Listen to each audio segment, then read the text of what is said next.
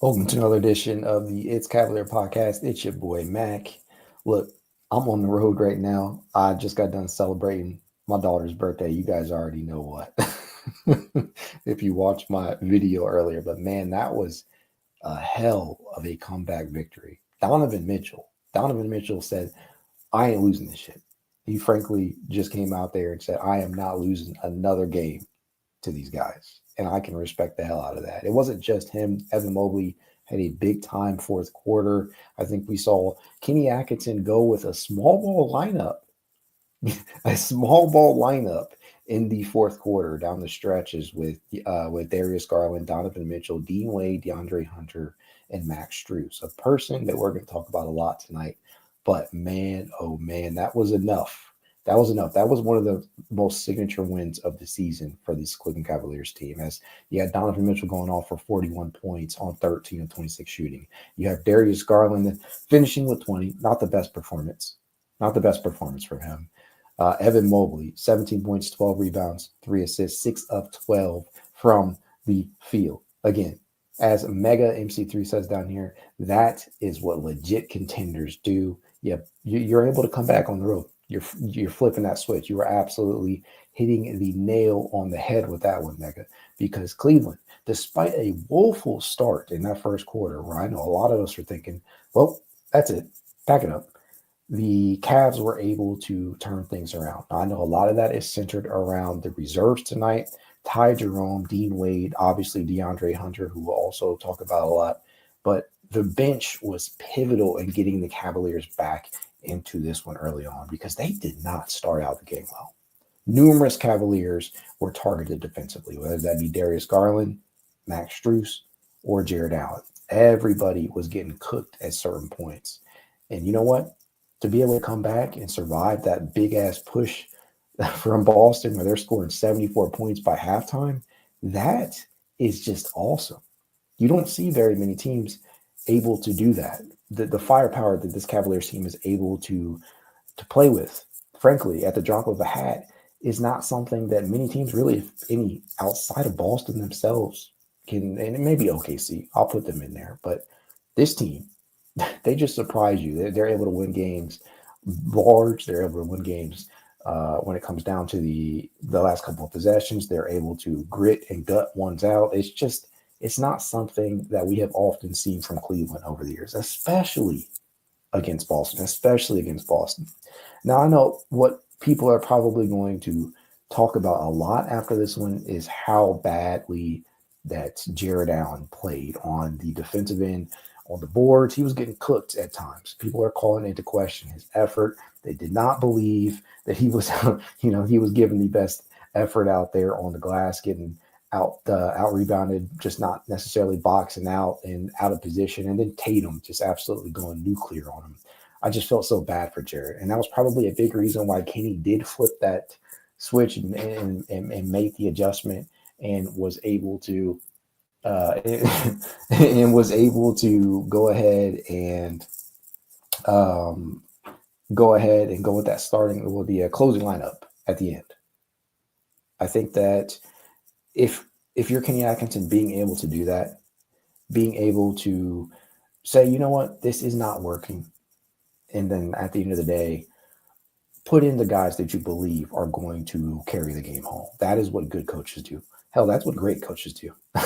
As Talking Grubba Media says, what's up, Mac? That was a gut check win for the Cavs.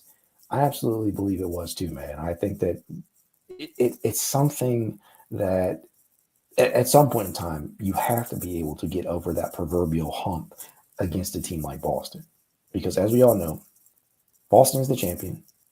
These are the guys that the Cavaliers are going to have to get past once the season ends. Once we get into the playoffs, that is the number one team Cleveland will have to overcome. Obviously, you still got your New Yorks. You still got, hell, maybe even Detroit. There are teams in the East that can give the Cavaliers a fair series.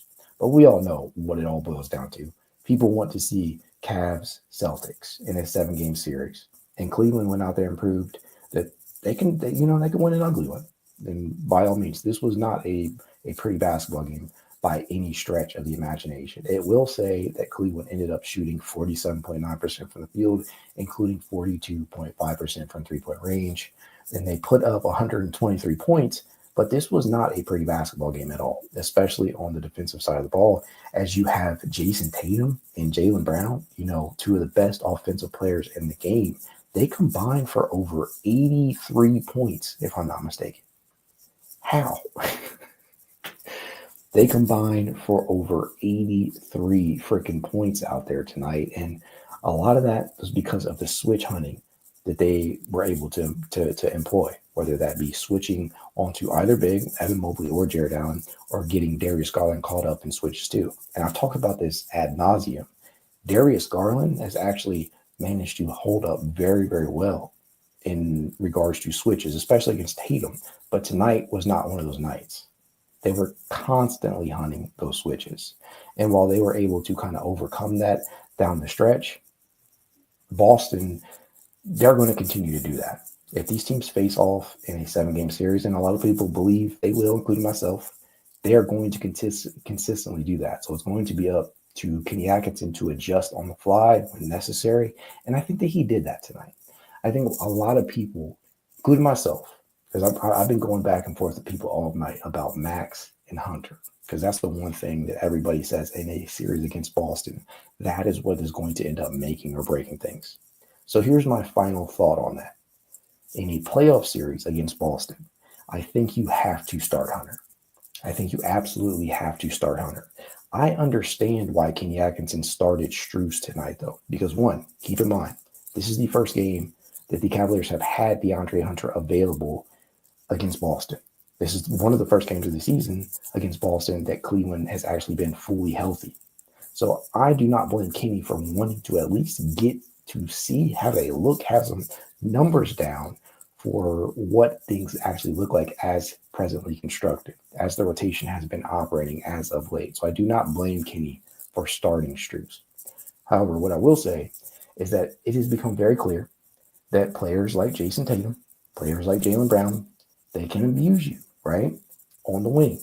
There's no disrespect to Max Strus, no discredit to him at all.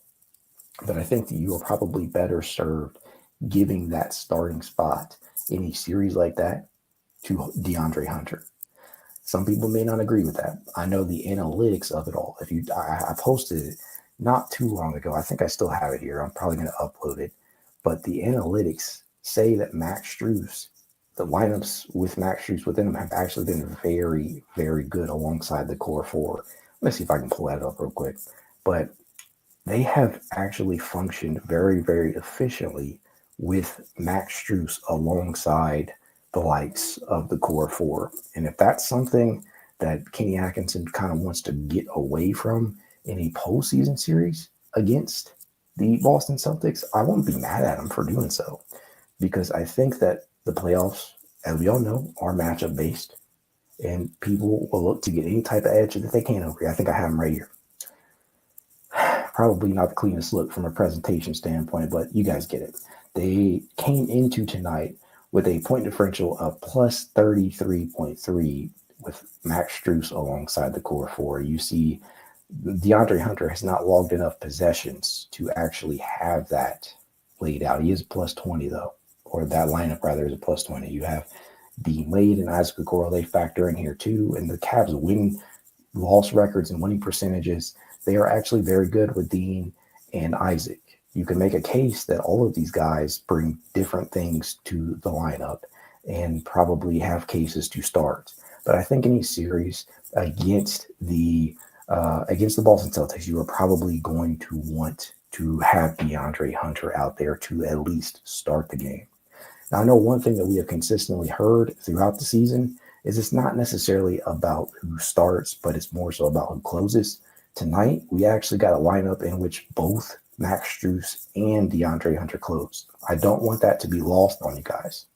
Seriously.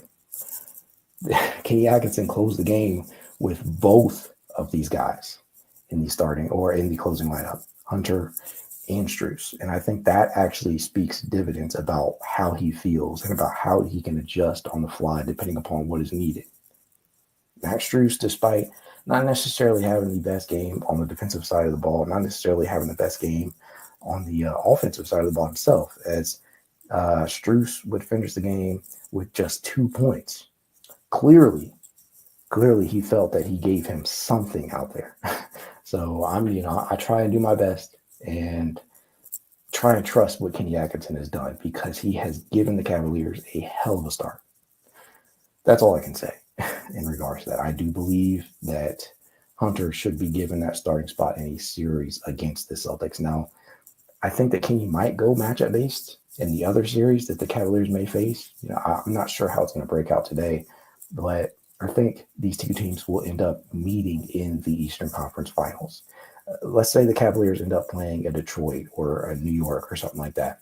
There is a case to be made for Max to start. Hell, there's a case to be made for Isaac or Wade to start. But I think that Kenny being able to adjust when needed, that is what's going to be pivotal. Because you can start Max Strus or DeAndre Hunter and play them like 4 or 5 minute stretches like we're already seeing right now, and then immediately go into your reserves. And I think that's the most important thing, knowing when to pull the plug on specific lineups and rotations. And I think there were points tonight in which Kenny was just kind of gathering data, and then he made an adjustment, and then the Cavaliers went on a run. They were able to also halt several Boston runs, right? And again, when you have Jason Tatum and Jaylen Brown combining for 83 points, and you still win. I think that there's nothing else that you can say outside of Kenny Atkinson is looking like the coach of the year. For real. Not many teams can withstand 83 points from 2 players and still win the game. And Boston, for what it's worth, Boston shot 48.3% from the field, including a highly efficient 43.6% from 3-point range. A lot of that production obviously came from Jaylen Brown, Jason Tatum, but you had Derek White going 4-10 from 3-point range as well. And again, I know that Boston fans are probably going to use the caveat of no Kristaps Porzingis or Drew Holiday, which it's fair. You can throw that caveat in there, but at the end of the day, a win is a win. A win is a win. I think that this is going to be a fireworks series come the playoffs, and I cannot wait to see these two teams face off, and hopefully they will be healthy, so there will be no excuses made. I want to see Cleveland healthy. I want to see Boston healthy. I want to see both of these teams face off in a 7-game series fully healthy, so nobody has any excuses at all about who won, who lost, and why. And that's all that I got to say in regards to that. As I said before, Evan Mobley did not necessarily have the best game, but he did have a really, really, really impactful fourth quarter, both on the glass and as a scorer, right? That pull-up triple that he had, the confidence to showcase, it was on full display, right? Mobley would finish tonight with 17 points, 12 rebounds, 3 assists, and 1 block on 6 of 12 from the field, including 2 of 5 from 3-point range. And that latter triple, I believe, that was the one that really just that's the one that got me going. It came at around the 11:22 mark, if I'm not mistaken. That's exactly what you want to see out of a player like Evan Mobley, because the game, it was still very much in the balance. And this, make no mistake, it was in the balance. It felt like all fourth quarter. But that was the one that got me feeling like, okay, the Cavaliers are not playing. They're not going to lose this game. Donovan Mitchell does not want to lose this game. It felt great. It felt good. And I think that's about really all I can say about this one right now. I know that a lot of people are going to have a lot of discourse centering around who should be the starter at small forward. And to that, I say, just let Kenny figure it out. Just let Kenny figure it out. I think that at what now, 49 wins, 49-10, I think you have to just say, to hell with being an armchair, to hell with being an armchair analyst, somebody on, who's not on that coaching sideline, and just let Kenny cook. Just let him cook. To the chat we go. Cavs King 2016 says, toilet pod because we just shit in Boston. That's going to be clipped. Thank you. Jeremy Johnson says we have to start Wade against the Celtics. I don't have a problem starting Dean Wade against Boston, but I think that's a conversation that Kenny is going to have to deliberate on, because right now, both DeAndre Hunter and Dean Wade are essentially functioning as your third big. They're rotating with Evan Mobley at that power forward position.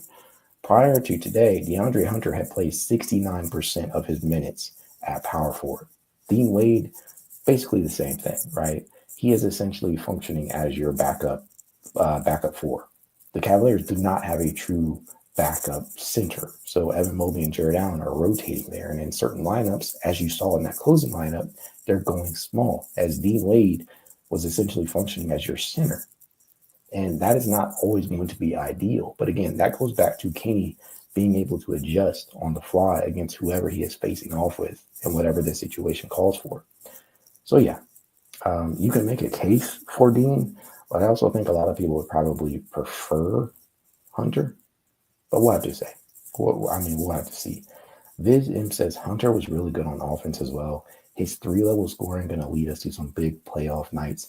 Yeah, if anybody checked out or didn't check out the DeAndre Hunter content I put out just the other day, I encourage you to do so, because it gives some wonderful stats on his pull-up shooting, really from all areas, mid-range, up close at the rim as a driver, and from above the break, right, where a lot of his triples seem to come from. He entered the game 7 of 10 in regards to pull-up triples with the Cavs this season. And he's been phenomenal in that regard since joining the squad. Came in shooting, I think, 56.7% overall from three-point distance since being brought over, being acquired by Cleveland in the 6 prior games. And tonight is only going to help, as Hunter would finish tonight with 12 points on 4-6 from the field, including 3 of 3 from three-point distance. So that efficiency is going to stay right there. And those triples, being able to go out there and just pull up on your competition and big-time opponent, especially in the Boston Celtics, that is not lost on me. He's showing up, and he continues to show up. He really has not had a bad game yet. You guys tell me. Maybe I'm overhyping him a little bit. Now, I tend to do that a little bit, but I think that he has not had a bad game since being acquired by Cleveland, because clearly he has found ways to be impactful, whether he is touching the ball or not. A lot of that coming on the defensive end. He's starting to pick up the production on the glass. He had 5 rebounds tonight. Not necessarily dealing out a ton of assists, and that was the one area. And I think this will improve as time goes on. He played about 29 minutes tonight, 28 minutes and 51 seconds to be exact. But the touches distribution for him often show that when he is driving the basketball, it has not necessarily resulted in a ton of passes. If you go to the passing dashboard in NBA.com for his player profile, it doesn't exactly paint a great picture about his driving kick game. That's the one area of improvement over the stretch of the rest of the season that I want to see him kind of work on. And I think Kenny Atkinson is probably going to play a role in that.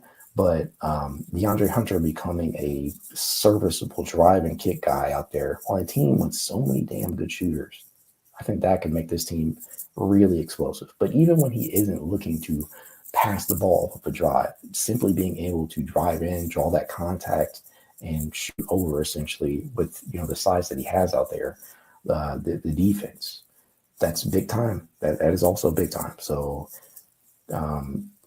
happy to see the production that he's given, hoping to see him continue that, and we'll have to find out what he has in store next time the Cavaliers end up taking the court. But 123 to 116, that's damn good. That's damn good. TuneIn Sports says Hunter makes a difference on both ends. Indeed, he does. It's going to be up to Kenny to figure out where that impact is going to be most or best utilized at, whether that be in the starting lineup or off the bench. Rob W says, notice Tatum and White played 41 minutes, whereas Mitchell, 35, and Mobley, 29, makes a big difference come fourth quarter. That is a great point, right? And Kenny Atkinson has been phenomenal at managing his players' minutes, and especially in these big-time matchups, so that they are fresh. And considering that, Darius Garland had about 2 or 3 days of rest, right? He missed the last 2 games. So really, honestly, more than that, like 4 or 5 days of rest for Darius Garland. And Darius still had a pretty lackluster game, especially on the defensive end. But at the end of the day, Kenny Atkinson's management of his guys' minutes in general will keep this team fresh down the stretch run for when the games truly matter the most. And obviously, I'm talking about the postseason. But yeah, I love it. Anytime you can hand Boston an L in a game in which Tatum and Brown combined for 83 points, I think that you've done the job. You've done the job. Reaper23 says Mitchell masterclass in the fourth really is amazing. Dropped 41 on him. Keith says Boston fans quiet than a motherfucker right now. Thought shit was sweet. Yeah. I mean, they're going to continue to fall on the championship last year, and I'm tired of hearing about it, to be honest with you. Last year is last year. Last year's Cleveland Cavaliers are not this year's Cleveland Cavaliers. Yesterday's price is not today's price, right? Trevion McKelton says, that was some of the best coaching I've seen since T-Lue. Indeed. That's a big name to be compared to. Max Strus, 2 points, minus 19. Not a great game for Max Strus. Fully admitted that. Nate says, can you bench J.A. the entire fourth? Yeah, this was not a good performance from Jarrett Allen tonight. And I think at the end of the day, what I've consistently seen from Jarrett this season is that he has played his ass off. But when he gets in his head or when he's getting cooked out there, it's probably best for Kenny to pull the plug. And not obviously on the season for him, but in that game. And I think that was a good move from Kenny tonight. Now, I will point out, on February 4th, Jarrett Allen finished with 17 points and 18 rebounds. He had a great game. In the first matchup against Boston, he also, I want to say he had like 7 points and 10 rebounds. That's still a pretty good performance for him in that Cavaliers win that they had, that he was available for. So for anybody that thinks Jarrett Allen just cannot play in this type of an environment, this type of series, I fully challenge you on that. Tonight was just a bad game from Jarrett. And honestly, had Evan not had a good fourth quarter, it was shaping up to be the same type of performance from him. Seriously. They targeted him 9 times out of 10 in their switches. Jason Tatum did it ad nauseum tonight and cooked him numerous times. He did it to Evan Mobley too, but Jarrett Allen was on the end of most of those. D. Jackson says, what do you think Jason Tatum going to say in his interview after this game? I don't know. I'm going to have to watch it. Dr. Manhattan says, that game had me scared. Good thing Mobley came alive in the fourth and Mitchell masterclass. Hunter and Wade should have played more, though. I agree. BK says, going to need him when Porzingis plays. Yeah, Allen has held up very well against Kristaps Porzingis, so we'll have to see. Antoine Cunningham says, I hate Boston. They stink. Go Cavs. I agree. Mega MC3 says, yep, it's good to see Kenny identifying when guys are having bad nights. I know Allen can have good games. It's just good to see that Kenny isn't afraid to adjust. And I think that is what I appreciate the most, right? It's not the fact that Kenny is going deep into his rotation, not the fact that he's playing 9-10 deep, unlike JB. You guys know I was a huge JB supporter. I still remain a big fan of JB and what he's done over in Detroit. But one of the biggest differences between these two is the adjustments, the in-game adjustments, specifically the rotations, right?